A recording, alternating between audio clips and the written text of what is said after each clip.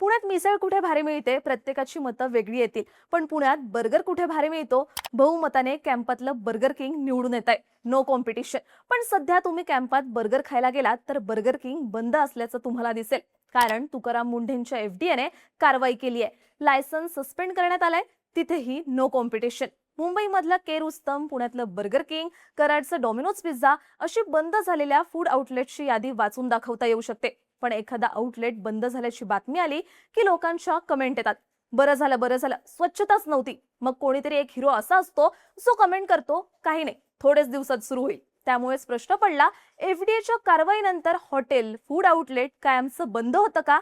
नियम नेमके काय सांगतात? कारवाईमध्ये नेमका काय फरक असतो? कोर्टात कुणाला जाता येतं? कशाच्या आधारे जाता येतं? पाहूयात या व्हिडिओमधून.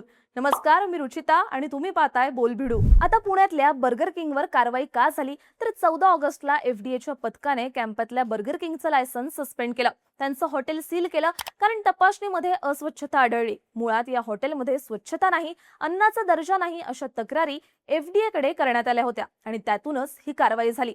आता याआधी जुलै महिन्यात एफडीएने मुंबईच्या सुप्रसिद्ध के रुस्तम अँड कंपनीवर धाड टाकली होती. तेव्हा काही फूड प्रोडक्ट्स एक्सपायर असल्याचं पुढे आलं. कोल्ड स्टोरेज सिस्टीम बिघडली होती. एवढंच नाही तर जिथे अन्न ठेवलं होतं तिथे उंदीर सुद्धा सापडले.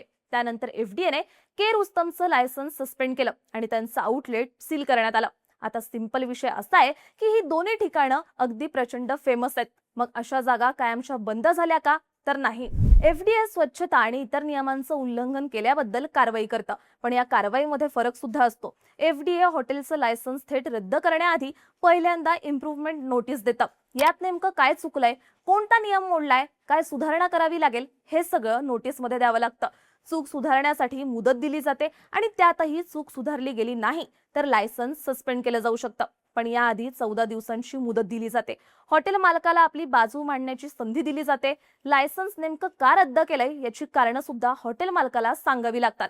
आता यानंतर हॉटेल पुन्हा सुरू झालं की 14 दिवसांच्या कालावधीने पुन्हा तपासणी होऊ शकते आणि यावेळी जर त्रुटी आढळल्या तर लायसन्स थेट कॅन्सल होऊ शकतं. म्हणजे नोटीस, सुधारण्याची संधी, लायसन्स सस्पेंड करणं, मग पुन्हा संधी आणि तरीही सुधारणा झाली नाही तर लायसन्स रद्द असा नियम आहे. पण बर्गर किंग, के रुस्तम किंवा अनेक हॉटेलमध्ये एफडीएची रेड पडते आणि थेट लायसन्स सस्पेंड होतं किंवा कॅन्सल होतं.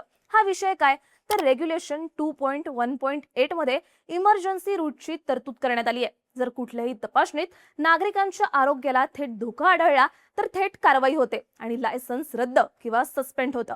हा धोका ठरतो कसा तर जिवंत उंदीर किंवा इतर प्राणी सापडले, बुरशी लागलेलं अन्न सापडलं, थेट धोका निर्माण होईल अशी कुठलीही गोष्ट आढळली तर थेट लायसन्स सस्पेंड केलं जाऊ शकतं. यात कुठलीही नोटीस पाठवली जात नाही.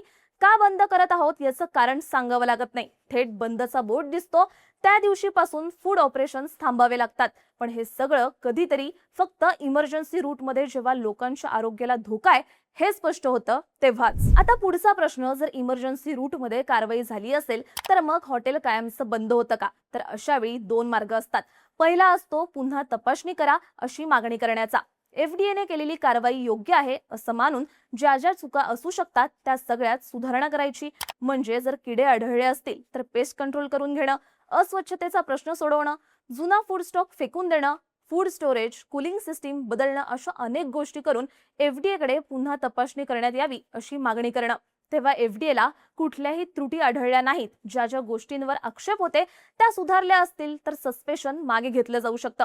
यात दुसरा मार्ग सुद्धा असतो जो नवी मुंबई मधल्या 5 स्टार हॉटेलने वापरला, जो संभाजीनगर, जळगाव मधल्या डेअऱ्यांनी वापरला. त्यांनी हायकोर्टात दाद मागितली आहे आणि एफडीएची कारवाई चुकीची आहे असा दावा केला.